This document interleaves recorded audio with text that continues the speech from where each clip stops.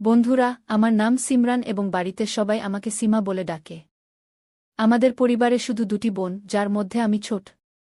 আমার বড় বোন রেহানার বিয়ে হয়ে গেছে। আমি দেখতে খুবই সুন্দর, তাই দুলাভাইয়ের মনে আমার প্রতি আকর্ষণ তৈরি হয়েছে। দেখতে আমার বোনও কম নয়, কিন্তু তারা বলে ঘরের মুরগি ডাল সমান হয়। আমি 2-0 বছর বয়সে পা দিয়েছি, কিন্তু আমার উচ্চতা খুব বেশি নয়, মাত্র 5 ফুটের একটু বেশি। তবে আমার শরীর ঠিকঠাক ছিল। আমরা অর্থাৎ আমার বাবা মা এবং আমি গ্রামে থাকতাম, আর বোন বিয়ের পর থেকে শহরে থাকে, কারণ দুলাভাই শহরেই অনলাইন মার্কেটিংয়ের কাজ করেন। আমি এ বিষয়ে বেশি জানতাম না, কিন্তু তিনি প্রচুর টাকা উপার্জন করতেন। আমি দুলাভাইয়ের সাথে ফোনেও অনেক কথা বলতাম, আর তিনি সবকিছু বলতেন যা তিনি আমার বোনের সাথে করতেন। আমিও তার সাথে এসব কথা বলে খুব ভালো লাগত। কখনো কখনো তিনি ভিডিও কলে আমাকে জেদ করতে শুরু করতেন, সীমা, তুমিও দেখাও না কেমন আছো। তাই তার সাথে ভিডিও কলে বেশি কথা বলতাম না, কারণ আমার একটু সংকোচ হতো। কিন্তু দুলাভাই আমাকে অনেকবার নাগ দেবতার দর্শন করিয়েছিলেন। তিনি বলতেন, কিছু হয় না সীমা, তুমি তো খুব লাজুক। এখন তোমার বোনকে দেখো, রোজ এর পূজা করে কি। তখন আমি হাসতে হাসতে বলতাম, বাস করো দুলাভাই, আমি দেখতে চাই না। আপনিও না গি। সত্যি বলতে আমারও পূজা করানোর খুব ইচ্ছা হতো, কিন্তু আমি আর কি করতে পারতাম। তাই আমি ফোন কেটে দিতাম। একবার দুলাভাই ফোনে আমাকে মিষ্টি কথায় জিজ্ঞাসা করলেন, সীমা, তোমার ইচ্ছা করে না কি তুমি বিয়ে করো? তখন আমি দুলাভাইকে বললাম, কেন করব না? খুব ইচ্ছা করে দুলাভাই। শেষ পর্যন্ত আমিও তো একটি মেয়ে কি। তখন দুলাভাই বললেন, যাই হোক, যদি তুমি চাও আমি তোমার ইচ্ছা পূরণ করতে পারি কি। আমি বললাম, না দুলাভাই, আমার এখন বিয়ে করতে ইচ্ছা নেই কি। দুলাভাই বললেন, অরে শালি সাহিবা, বিয়ের কথা কে বলছে? আমি তো তোমাকে বিয়ে ছাড়াই সুখ দিতে চাই। তখন আমি দুলাভাইকে বললাম, চলো, এমন কথা হলে আমি ভেবে বলব গু। আমার দুলাভাই দেখতে খুব স্মার্ট লাগে। বিয়ের পরও তাকে দেখে কেউ বলতে পারবে না যে তার বিয়ে হয়ে গেছে। পরের দিন আবার দুলাভাই আমাকে ফোন করলেন এবং জিজ্ঞাসা করতে লাগলেন, কি হয়েছে সীমা, তুমি তো বললে না। আমি বললাম, দুলাভাই, যাই হোক, আমারও ইচ্ছা করছে, কিন্তু আপনি তো আমার দুলাভাই হয়ে আছেন। যদি রেহানা দিদি জানতে পারে, তিনি রাগ করবেন কি। তখন দুলাভাই বললেন, অরে সীমা, তুমি এত ভয় পেজো না। কিছু হবে না। আমি কাল তোমার গ্রামে আসছি। তুমি শুধু প্রস্তুত থাকো খু। কিন্তু তখনই আমি দুলাভাইকে বলে দিয়েছিলাম, দুলাভাই, আমার না আছে, আপনি আসবেন না গু। সন্ধ্যায় আমি আবার দুলাভাইকে ফোন করলাম, দুলাভাই, আমি সত্যি বলছি না। আপনি কাল আসবেন না কি। কিন্তু দুলাভাই বলতে লাগলেন, এখন তো আমি মন স্থির করে ফেলেছি, আর এখন তো আমি আসব। দেখি তুমি কিভাবে না মানো খো। আমি অনেক অনুরোধ করলাম, কিন্তু দুলাভাই মানলেন না। সকাল 9টা নাগাদ দুলাভাই গাড়ি নিয়ে বাড়িতে এসে গিয়েছিলেন। বাড়িতে বাবা মাও ছিলেন, তাই দুলাভাই তাদের সাথে বসে গল্প করছিলেন। তিনি এও বলেছিলেন যে তিনি এখানে পাশের বাড়িতে কাজে এসেছিলেন, তাই ভাবলেন দেখা করে যান। আমি রান্নাঘরে খাবার বানাচ্ছিলাম। কিছুক্ষণ পর দুলাভাই সরাসরি রান্নাঘরে চলে এলেন এবং জোরে আমার হাত টেনে ধরে বললেন, কেমন আছো শালি সাহিবা? ফোনে তো বড়াই দেখাচ্ছিলে, আর এত সাজগোজ কার জন্য? তখন আমি জোরে বলে উঠলাম, ছাড়ুন দুলাভাই, আপনিও। কতবার মনে করেছিলাম আসবেন না, তবুও চলে এলেন। আপনার বোনের কি আপনার প্রতি আকর্ষণ নেই যে আমার পিছনে লেগে আছেন? তখন দুলাভাই বললেন, আজ তো খুব রাগী দেখাচ্ছ, চলো এখনই তোমার রাগ ঠান্ডা করি কি। এরপর তিনি একটি সোনার ব্রেসলেট বের করে আমার গলায় পরিয়ে দিলেন। সত্যিই এটি খুব সুন্দর ছিল। আমি জিজ্ঞেস করলাম, এখন এর কি দরকার ছিল দুলাভাই? তিনি বললেন, এটা তো সালি সাহিবার জন্য ছোট্ট একটি উপহার। বলো কেমন লাগল? আমি হেসে বললাম, খুব সুন্দর দুলাভাই, কিন্তু আপনি এটা মনে করবেন না যে আমি এর বিনিময়ে আপনাকে গু। দুলাভাই বললেন, অ্যানা সীমা, এটা তো এমনিই মনে হলো তাই নিয়ে এলাম। সত্যি বলতে এটা তোমায় খুব মানেছে, একদম রাজকুমারীর মতো লাগছে কি। তখন আমি বললাম, বসেন দুলাভাই, আমাকে বেশি মিষ্টি কথা বলার দরকার নেই, আমি সব বুঝি কি। এরপর আমি সবার জন্য খাবার পরিবেশন করলাম। দুলাভাইও খালি পেটে এসেছিলেন, তাই তিনি আমাদের সাথে খেলেন এবং গল্প করতে লাগলেন। আমি ভাবলাম দুলাভাই হয়তো এখন চলে যাবেন, তাই নিশ্চিত হতে মজার ছলে জিজ্ঞেস করলাম, দুলাভাই, আপনি আজ থাকবেন না? দুলাভাই বললেন, কে বলেছে আমি যাচ্ছি? আমি কাল সকালে যাব। যদি আপনাদের অসুবিধা হয় তবে এখনই চলে যাই। তখন আমার বাবা বললেন, অ্যানা, সে তো মজা করছে, এবং আমাকেই দাঁত দিলেন। খাওয়ার পর দুলাভাই গেস্ট রুমে বিশ্রাম নিতে গেলেন, আর মাম্মি বাবা খেতে চলে গেলেন, কারণ আমাদের খেতে এখন ধান লাগানো হচ্ছিল। আমিও বাবার সাথে খেতে যেতে চেয়েছিলাম, কারণ জানতাম যদি বাড়িতে থাকি তবে দুলাভাই আমাকে ছাড়বেন না। তাই বাবাকে অনুরোধ করলাম, কিন্তু বাবা রাজি হলেন না। তিনি বললেন, তুমিও যদি যাও তবে দুলাভাই বাড়িতে একা থাকবেন। তাই তুমি বাড়িতেই থাকো। বাবার এমন কথা শুনে দুলাভাই খুব খুশি হলেন, কারণ এখন সারা দুপুর কেউ আমাদের বিরক্ত করবে না। এরপর আমি রান্নাঘরের কাজ সেরে ফেললাম। বাবা-মা বাড়ি থেকে বের হওয়ার সাথে সাথেই দুলাভাই আমার পিছে পিছে রান্নাঘরে এলেন এবং আমাকে ধরে গেস্ট রুমে নিয়ে গেলেন। আমি অনেক ছাড়ানোর চেষ্টা করলাম, কিন্তু তিনি মানলেন না। রুমে নিয়ে তিনি আমাকে বিছানায় বসালেন এবং নিজে নিচে বসে আমাকে মানাতে লাগলেন, এবার মানো না সীমা। দুলাভাইকে নিচে বসে থাকতে দেখে আমারও ভালো লাগছিল না, তাই বললাম, দুলাভাই, দয়া করে এমন করবেন না, উঠে বসুন গো। এমন কথা শুনে দুলাভাইয়ের মুখে হাসি ফুটে উঠল এবং তিনি বললেন, চলো মহারানীজির একটু দয়া হল গো। তখন আমি দুলাভাইকে বললাম, আপনি এমন করলে আমাকে মানতেই হবে, কিন্তু সত্যি বলতে দুলাভাই, আমি খুব অস্থির বোধ করছি। দুলাভাই বললেন, কোনো সমস্যা নেই সীমা, এটা স্বাভাবিক।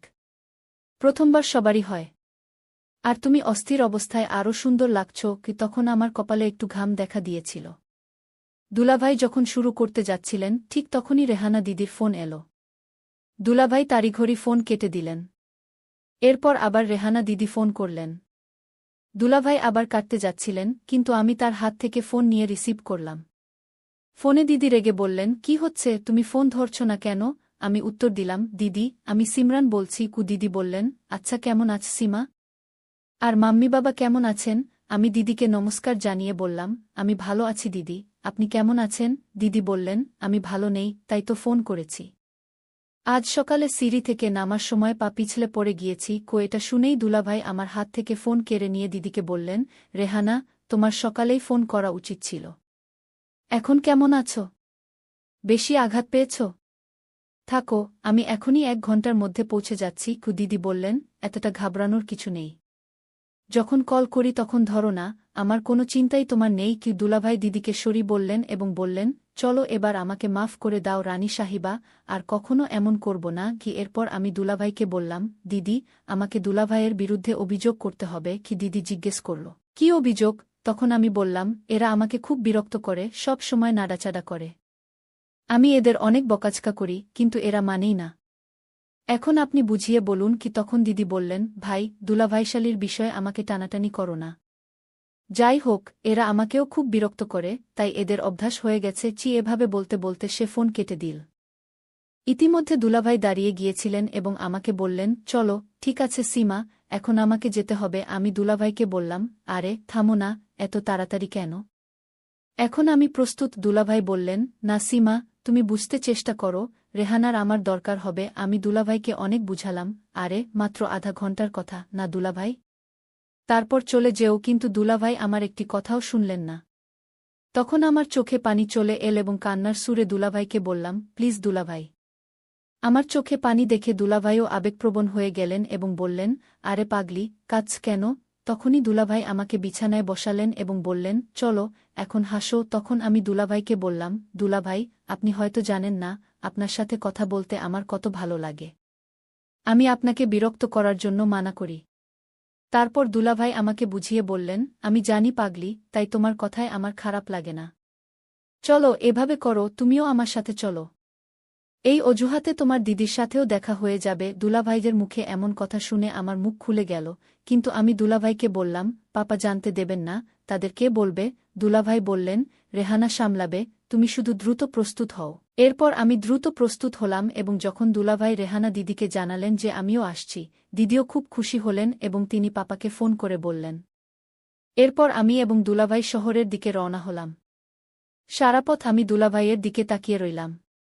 যখন দুলাভাই জিজ্ঞেস করলেন, আমি বললাম, সত্যি সত্যি বলুন দুলাভাই, আপনি শুধু আমার জন্যই গ্রামে এসেছেন না? তখন দুলাভাই হেসে বললেন, আশা তো তোমার জন্যই ছিল, কিন্তু ভাগ্য দেখো, আমাকে নিয়ে যাচ্ছি। এরপর জানি না আমার কি হলো। আমি না ভেবেই দুলাভাইকে বললাম, আই লাভ ইউ। আমার এমন কথা শুনে দুলাভাই একদম ব্রেক মারলেন এবং বললেন, সীমা, তুমি এমন কথা কিভাবে বলছ? তুমি এখনো ছোট, তাই জানো না আমি তোমার দুলাভাই। আমি বললাম, হ্যাঁ, এতটুকু তো আমি জানি।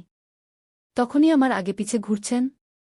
আমি এতটাও ছোট নই। তারপর আমি সরি বলে বললাম, চলো, ঠিক আছে, আজকের পর এমন বলবো না। তখন দুলাভাই বললেন, আমি তো শুধু তোমাকে। তারপর আমি হাত জোট করে বললাম, ঠিক আছে দুলাভাই, আর করব না। পথে একটি গোলগাপ্পের ঠেলা লাগানো ছিল, তাই আমি গোলগাপ্পে খাওয়ার জিদ ধরলাম, কারণ গোলগাপ্পে আমার খুব পছন্দ। এরপর আধা ঘন্টার মধ্যে আমরা বাড়ি পৌঁছে গেলাম। বাড়িতে দিদির সাথে তার সখী বসেছিলেন, যিনি তাকে হাসপাতাল থেকে চেক করিয়ে এনেছিলেন। আমাকে দেখে রেহানা দিদি খুব খুশি হলেন। দুলাভাই যেতেই দিদিকে ডাঁট লাগাতে শুরু করলেন, তোমাকে কতবার বলেছি রেহানা, ধীরে ধীরে কাজ করো, কিন্তু তুমি আমার কথা শোনোই কোথায়। এরপর দুলাভাই সেখানেই বসে গেলেন এবং আমি ফ্রেশ হতে না হতে চলে গেলাম। নাহার পর আমি রান্নাঘরে সবার জন্য পোয়া বানাচ্ছিলাম, কারণ দুপুরে সবার ক্ষুধা পেয়েছিল।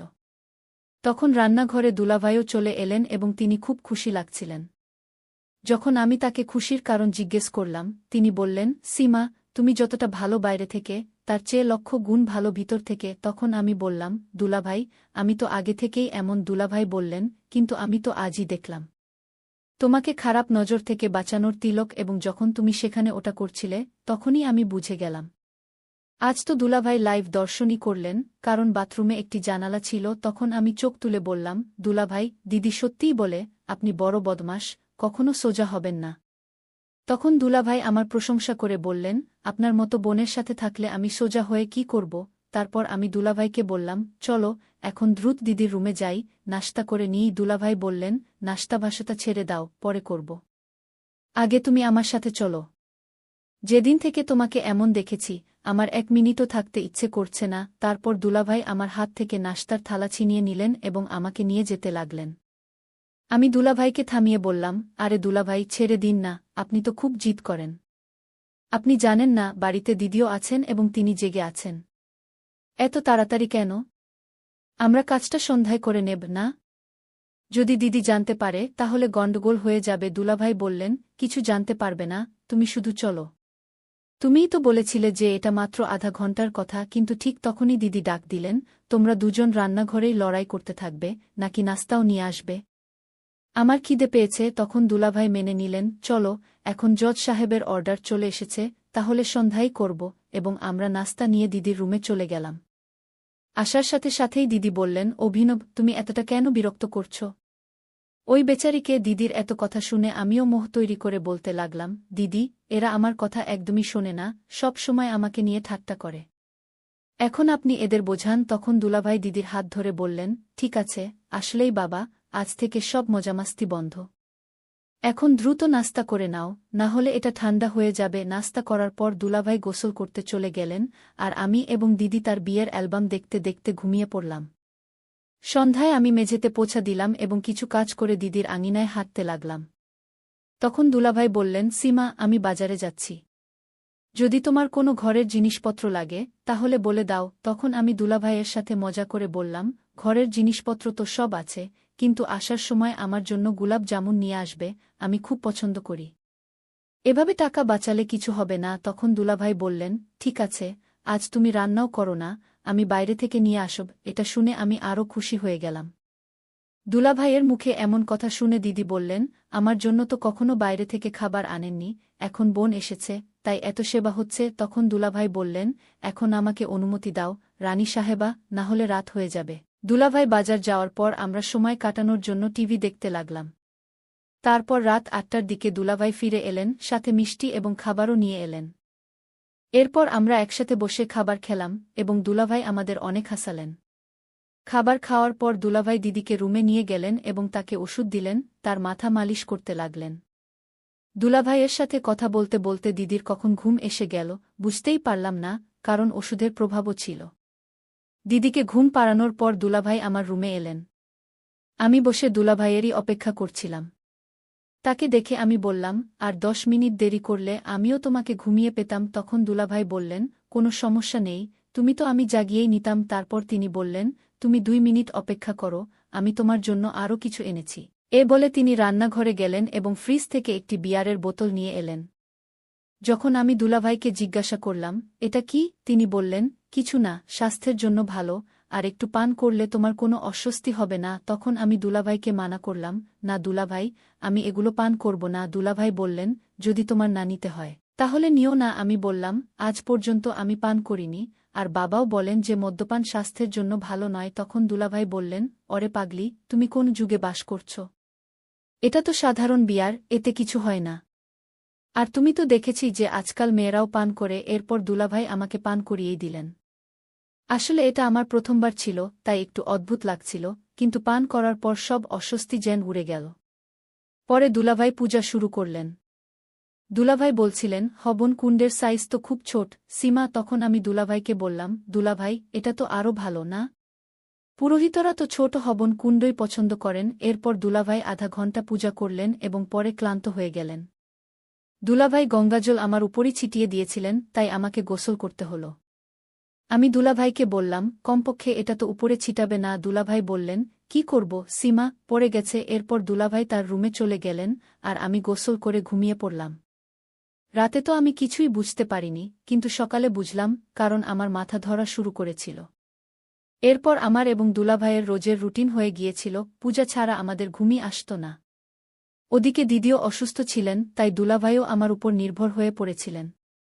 আমি 2 দিন দুলাভাইয়ের সাথে অনেক মজা করেছি, এবং এর মধ্যে দিদিও সুস্থ হয়ে গিয়েছিলেন। এরপর দুলাভাই আমাকে গ্রামে রেখে চলে এসেছিলেন। তারপর 4 দিন পর দুলাভাইয়ের ফোন এল, এবং তিনি বললেন, সীমা, আসলে তোমার দিদি সব জানতে পেরেছিলেন। তিনি তোমার খাতিরে কিছু বলেননি, কিন্তু যেই আমি